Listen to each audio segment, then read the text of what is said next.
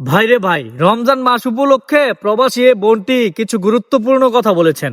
কথাগুলো অবশ্যই মনোযোগ দিয়ে শুনে যাবেন এবং ভিডিওটা ভালো লাগলে বেশি বেশি করে শেয়ার করবেন।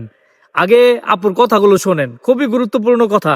কইলেই তো কইবেন কইলাই, কিন্তু না কয়ে কোনো উপায় নাই। এই যে 2টা 500 টাকার নোট বেতন পাইছি ডিসেম্বর, জানুয়ারি, ফেব্রুয়ারি মাসে, এই বেতনটা পাইছি।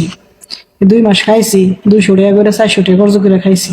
সামনের মাস খামু 200, কত হয় 600। সামনে আইতেছে রোজা, বাড়ি ঘরে তো মানুষজন আছে। কি থুয়ে যে কি করবো, একটা প্রবাসের জীবন কতটা ডিপ্রেশনের ভিতরে যে শেষ হয়, এটা এক আল্লাহ ছাড়া কেউ জানে না। এই জন্য মাঝে মাঝে দালালরা যে কি কইতে মনে চায়, কিন্তু কইতে পারি না ভদ্রতার খাতিরে। আগামী বেতন যে কবে পাবো তার কোনো হদিস নাই। 2.5 মাস পরে এক বেতন পাইছি 1000 রিয়াল। যা যা পাইছি তা নিয়ে আল্লাহ কইছে যে সবুর করো বা ধৈর্য ধরো। ধৈর্য ধরে এলাম, সবুর করে এলাম।